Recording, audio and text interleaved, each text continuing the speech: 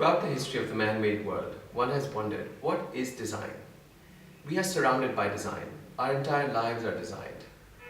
Everything from the common everyday toothbrush to the space shuttle has been designed.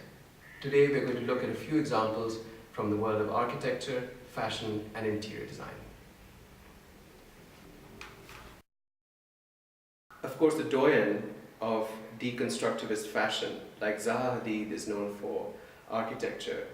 The same can be said for Rei Kawakubo, the Japanese fashion designer who runs the brand Comme des Garçons. Comme is known for its borderline ugly designs. Rei Kawakubo's work doesn't seem to fit anything produced by any other designer in the world. She does her own thing, she does it beautifully, she does it with strength, she shows great power in her work. Every collection is dynamic, it's explosive in so many different ways. It leaves you with so much food for thought. It's controversial, it's thought-provoking. It's so philosophical and conceptual, it's like walking pieces of art. It's absolutely like living in sculpture.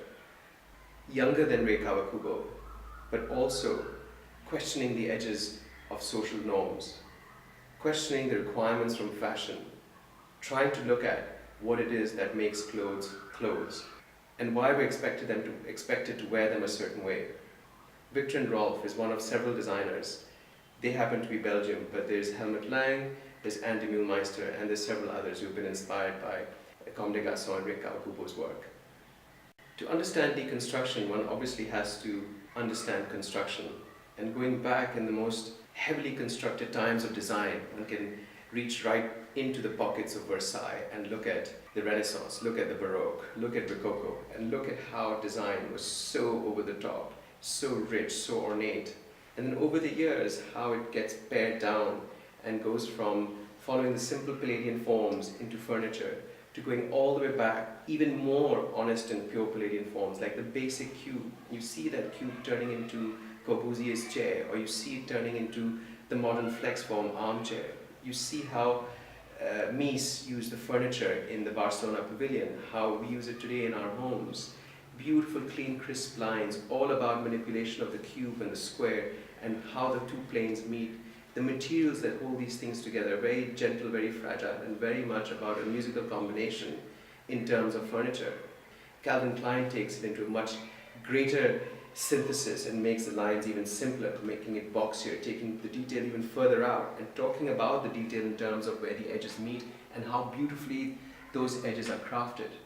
Entire ambiances are created through these monochromatic colors, through simple lines, through just the beauty of geometry, where it becomes almost like landscape within your house and not separate pieces that one can talk about. When furniture and furniture design become landscape, part of your floor, part of your walls, part of your entire ambience, one starts talking about the experience of design. You see it in the flex form furniture, where the lines are clean, they're crisp, the textures are simple, there's no unnecessary ornament, but the movement can be seen in the fabrics, in the way the cushions have been created, in the way the entire furniture sits against the backdrop. Many a time that backdrop is rustic, it's rough, there's a celebration of the raw sitting right up against this uber finished, super fine set of lines that they're using in front for their furniture.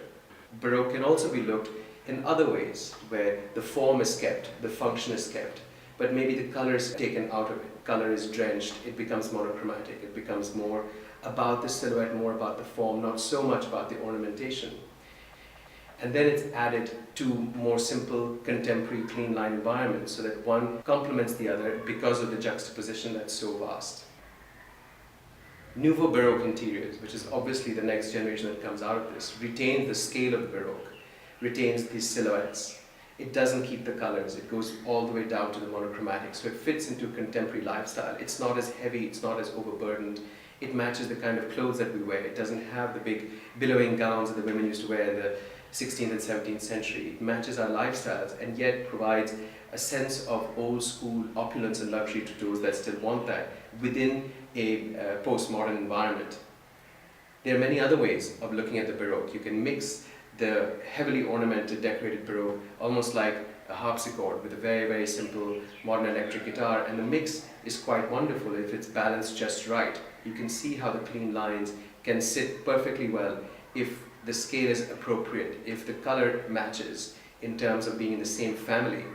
And the whole thing still remains harmonized, where you have the avant-garde, edgy, clean, contemporary, almost futurist lines housed within a sense of history and tradition. Even it is Baroque, it's set back, almost like a memory of what it used to be. And then when color is added, it's just mere flashes of color for accent, for a flourish, for a celebration. Looking at something different from the juxtaposition of extremely edgy sitting against the Baroque, we come to a more holistic application of design. The great Ian Schrager company produces the Hudson hotels of the world. You look at how his world takes on notions of nature mixed in with the super produced fabric. It's holistic, it's experiential, it has a balance and a harmony where everything molds into one space. It breathes. The way he handles color all by itself is no different than the way he handles color sitting within a non-colored environment. It's all about balance and harmony, and it's perfectly poised. Philippe Starck has his own way of looking at how to convert the classic into the contemporary, where the lighting goes, where the color goes. It's flashes of color, but it's got a humorous element to it. It's got a break the boundaries, it's got a rebellious feel to it, but it's beautifully done, and it can't be not appreciated, it can't not be loved. No differently than one who loves color will absolutely always enjoy Karim Rashid's work. The pop culture based edges, the lines, the proportions, and then the solid strong colors that are also perfectly balanced. It's his own way of doing contemporary Baroque, without the gold, without the curly edges, but with a soft, smooth, almost eye design, as if Mac was going to do design. It's got that feel where everything is soft and curvy and very futuristic, very much like the Jetsons, but done for tomorrow's world. Well, that was the tip of the iceberg from the world of design. In the future videos, we will come back to some of these topics and look at them in greater detail. I hope you enjoyed what we showed, because in the upcoming videos, we will actually look at more untraditional forms of design. We will look at the digital world and see where that's taking us in terms of the ephemeral, the intangible, where craft takes on a whole other different role.